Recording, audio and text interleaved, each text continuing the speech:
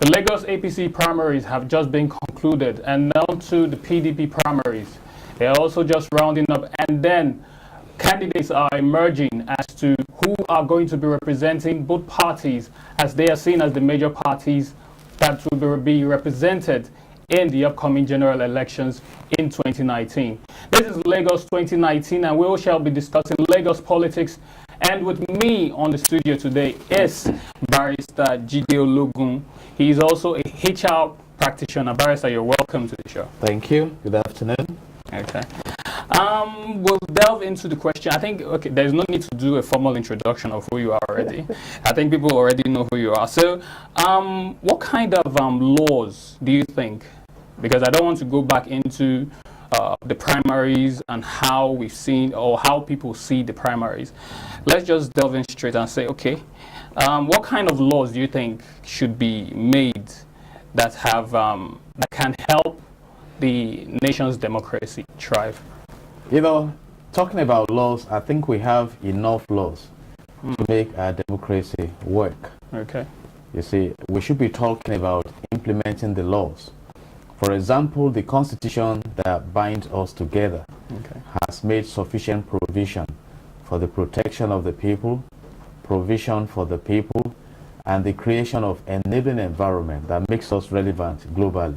The question is, are we flowing in line with fulfilling the expectations of that social contract? If you look at Chapter 2 specifically, it declares that the welfare of the people shall be the primary concern of the government. So it's not about laws really. But then, if you want to feel comfortable... Well, when I'm speaking about law and the democracy I'm referring to here, yes, I'm talking about the concept now of vote buying. Because now it is seen as something that is rampant. So is there a law that will protect us? Yes, or protect there is a law. What is vote buying? Okay. It's part of corruption. It's part of bribery. So are we saying we don't have laws to handle bribery in the country? We do. You see, recently we came up with the noise again about spraying new notes at parties. Who are the sellers of these new notes? So it's not about having laws. In fact, specifically in the United States of America, a president emerged that called the people and said, hey, we have too much laws in America. Okay. What I will do as your president is reduce the number of laws we have, but ensure compliance with the law. Laws. And that's why that country is making progress. And of course, even simple things like driving, you see boards by the roadside telling you it is the law of the state. So in there, they don't joke with their laws. But here, we have our laws, and it appears that some individuals and some groups are stronger than the laws. So we dance around these.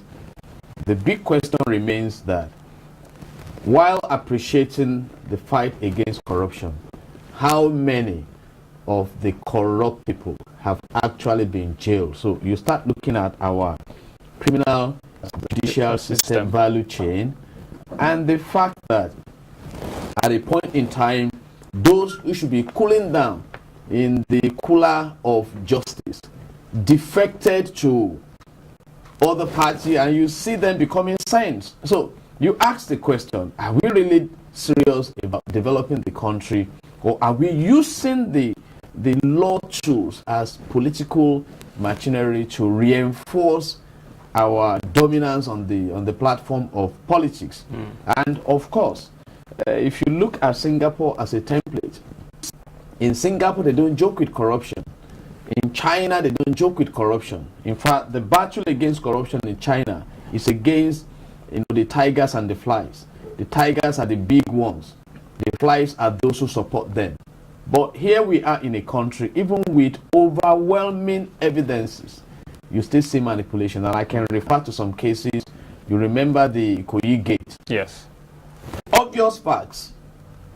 You remember the Babachi Lawal grass cutting scandal. So sometimes, at best, what happens is that they are sent out of office. But we don't drive the value chain to the point where you prevent, reinforcing the crime we are trying to fight. And sometimes it appears like these are not offenses against the state, because a crime is an offense against the state. And again, when an offense is committed against the state, it's like, just as you rightly said, the states or enforcement agencies don't go ahead to enforce these laws, arrest and hold these people accountable under the Nigerian judicial system. Yeah, you know, I was coming to that point. This is how it works. In Nigeria, as we speak, the burden of proof in a criminal matter is on the prosecutor that represents the government. Okay. And one of the promises of the party in office now is that the burden of proof in the criminal justice system will be shifted to the accused. As we stand now, the accused under the law is presumed innocent until that case is proved beyond every reasonable doubt. That's a huge one. And that is why somebody was commenting and advising on how we can effectively fight corruption. And he said there must be thorough investigation, diligent prosecution, and a committed judiciary. And that is why if you isolate the case of trying to link the Senate President Bukola Saraki with the Offa robbery, you saw all the drama that followed. Look at the case of Melaye. In this country, it is even difficult. So sorry for cutting you. We shall be going on a quick break, and when we come back, you shall be having more on your take. This is still Lagos 2019. Stay tuned.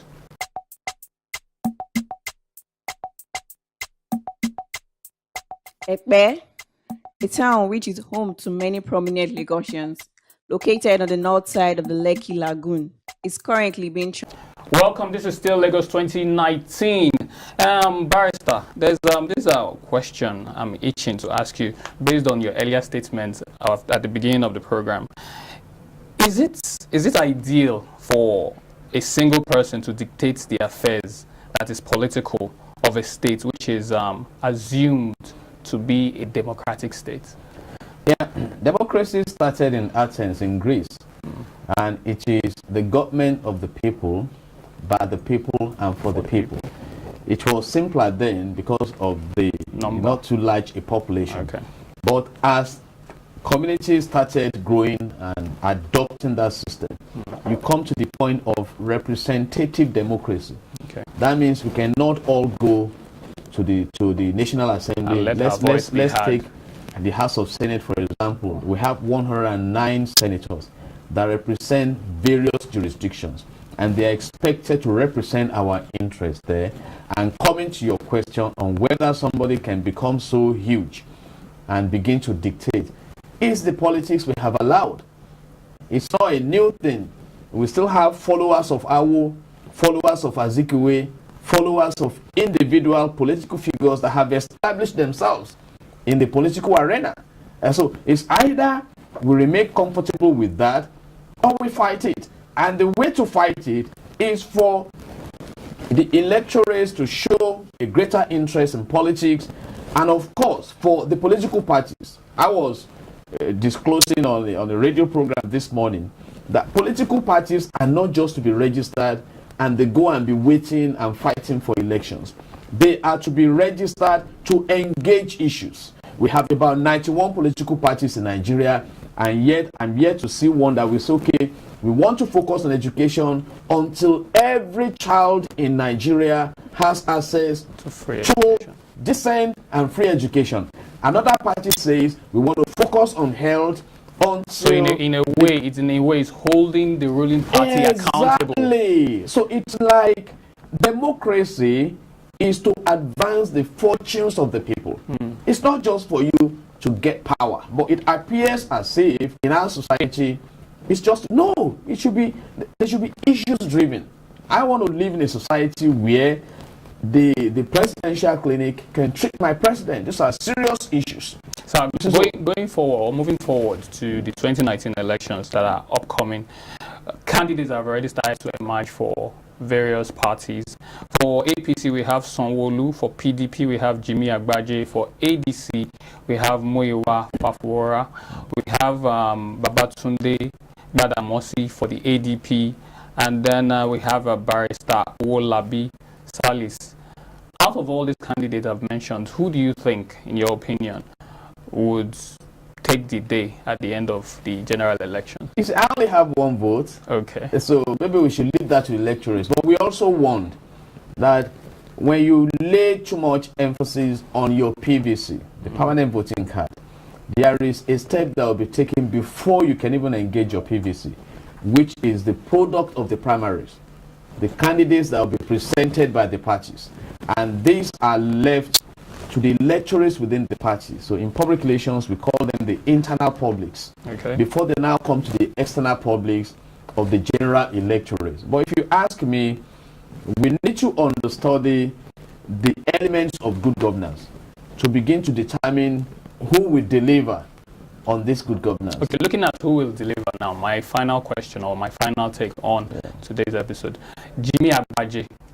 That is a name that is not new to running for governance or governorship in Lagos State. Yes. But we find it that it's been a case of off and on.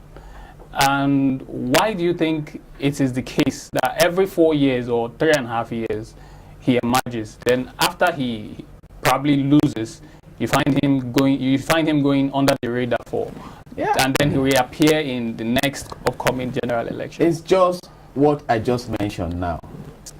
There are several levels of interest in politics. You have, for instance, the national interest, the state interest, the party interest, the personal interest. So at this And level, I have placed a template on the table okay, that we should be engaging issues. And that puts you on the mind, the eyes, the ears of the public. You are known for something, not just for coming out to win elections. That is my own personal opinion. But then, it lies with the electorates to imagine that we can trust this candidate to deliver on our expectations.